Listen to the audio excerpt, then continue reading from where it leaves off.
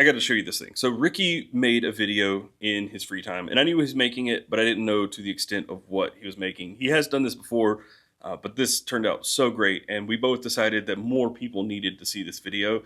So I hope you enjoy it. It's really, really good. But also, if you do enjoy it, let us know in the comments down below, and whether you'd like to see Ricky make more videos like this on the channel. So here goes. Enjoy.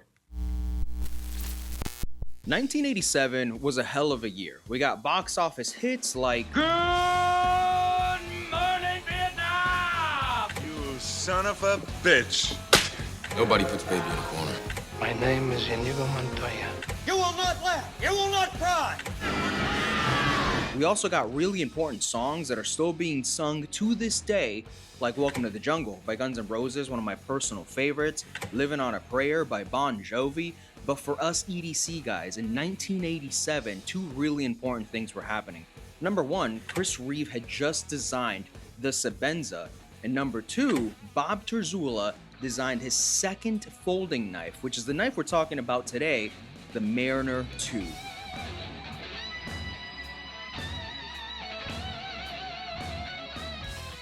Now, it's in my opinion that a good story is what sells us on a particular knife designer, knife maker, or even manufacturer. And in the world of tactical knives, there's few names that carry as much weight as Bob Terzula, the godfather of tactical knives. So the goal of this video is to give you a glimpse into the life of a legendary knife maker like Bob Terzula, talk about the original Mariner II, and the modern evolution brought back and reinvented by Tactile Knife Company. So by the late 1970s, early 1980s, Bob Terzula had accomplished quite a lot. He had a degree in industrial arts from New York University, he joined the Peace Corps and later became a trainer in the Peace Corps, and he managed a jade jewelry factory.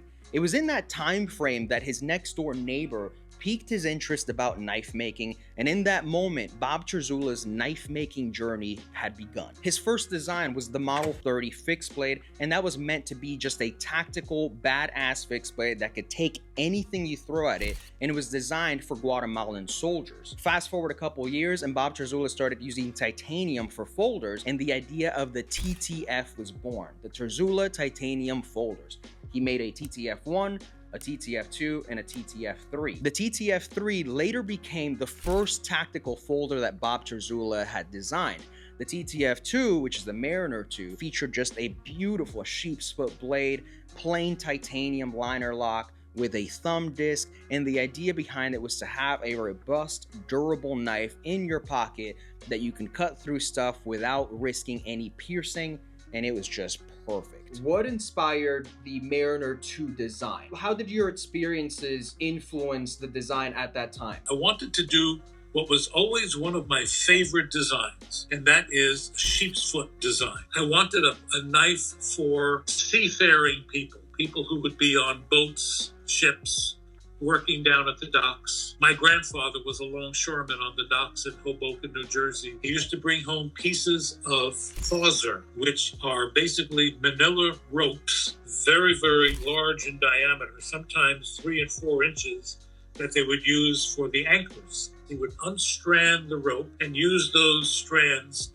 to hold up his tomato plants. You know, I always wanted to make a knife that Grandpa would use, that a sailor would use, a mariner someplace, and I called it the Mariner. And I settled on the sheep's foot blade. Now, the sheep's foot blade goes back to the days of the sailing ship. Quite often on a big rope, when they cut it, they would hammer the knife through it. And that's why the straight bottom blade with no point, just the sheep's foot point, that's how that developed. So that's where the what they call the sheep's foot design came in, and that's where my Mariner came in. So at Blade Show Atlanta this year, Taylor, Zach, and I ran around with the Preparinator board testing out people's EDCs.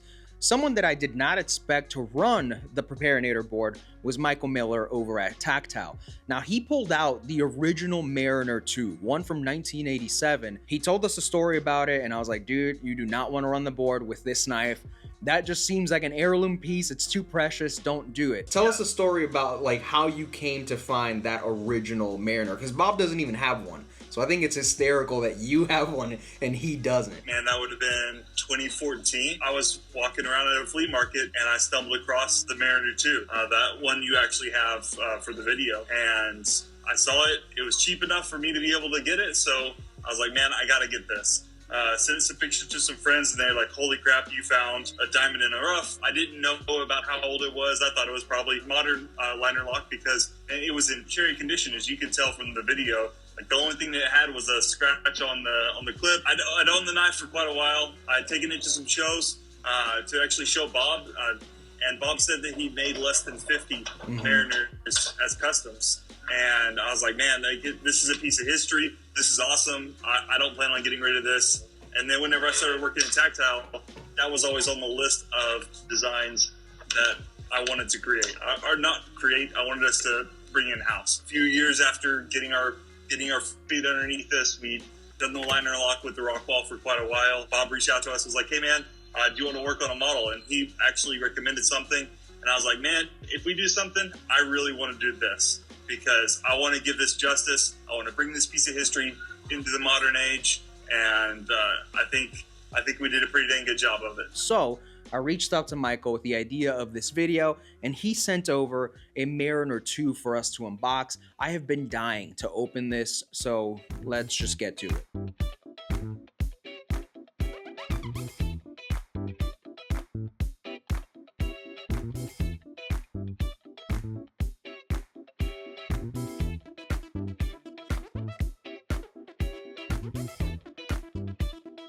So let's dive into some specs on the Mariner 2. First and foremost, we got an overall length of 7.1 inches, a 2.9 inch sheep's foot blade and magna cut, and then we have a thumb disc which is customizable on the Tactile Knife Co website. So I went with superconductor, but you can choose TI, you can choose Timascus, you can choose Mokume. It's a really nice way to add a little bit of flash to a knife that's meant to be unadorned. The scales are made of grade 5 titanium, and the pocket clip is deep carry with a nice bit of jimping along the pocket clip, which is a ode to Tactile. And then we have Bob Terzula's dragon design on the pocket clip. This thing is extremely ergonomic. The action is extremely smooth, and it has just been a joy to carry this knife. I think they did it really well compared to the Mariner from 1987. They went ahead and paid homage to it without changing too much, and that's just really awesome. When you had spoken to Bob about doing the Mariner 2 like now, what were some of the thoughts about reinventing it? So you'll see on the OG, it's actually 3 pieces. So you have one full slab of titanium for the show side that's the same thickness as the slab for the lock side. And then in between that, you also have a third layer on the lock side that's the liner itself. So we were like, well, first of all, let's add that symmetry by making it where it's an inset liner lock like we've done with the rock wall.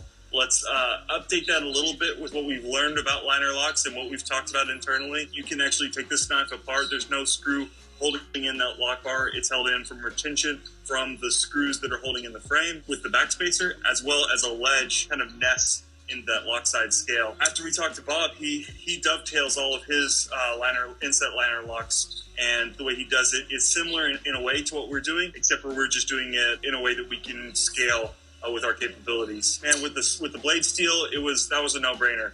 As a shop, Magna Cut is our steel of choice. As the industry, Magna Cut has been a great steel. So we were like, man, we got to bring it into Magna Cut. Only other kind of big change was the pocket clip. It actually used Spyderco pocket clip, which is very similar to the OG Benchmade pocket clip. Bob said, hey man, let's upgrade that. Let's make that better. We talked about doing his style of mill clip, and then we were like, man, if we do that, let's follow the line of the body. Let's add a little bit of texture, which is kind of just our signature. Tactile is a very texture-based company.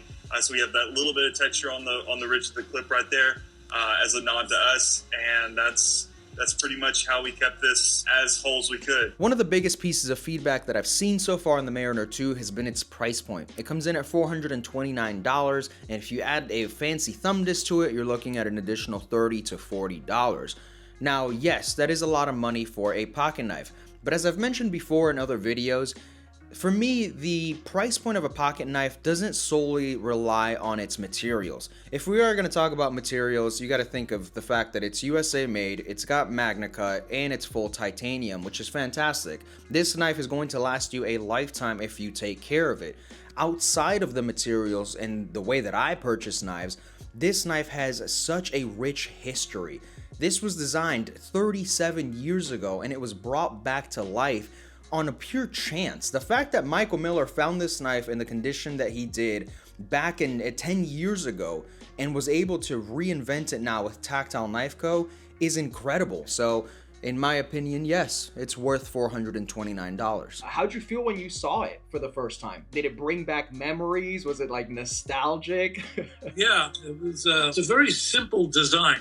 It's not very complex. What I wanted to do was to make an unadorned, very simple, as inexpensive as possible, everyday carry knife for working people. But I wanted to cater mainly to truckers and packers and people who work with rope and sailors. And I wanted to make a knife that would last them all their lives and be able to pass on to their children. It came out just perfect. Just perfect. And it's a very nice design, and I really like it a lot. So that's it, guys. It has been an honor to make this video. It was incredible being able to talk to Bob Terzula about the original Mariner 2, its history, where the inspiration came from. It was awesome talking to Michael Emler about how he found that Mariner and brought it back to life now in 2024. And a massive thank you to Michael Emler here on YouTube. He has a 3-part series or a 4-part series talking to Bob in his shop. That helped me out a ton to find the information that I needed before I even hopped on a call with Bob Terzula.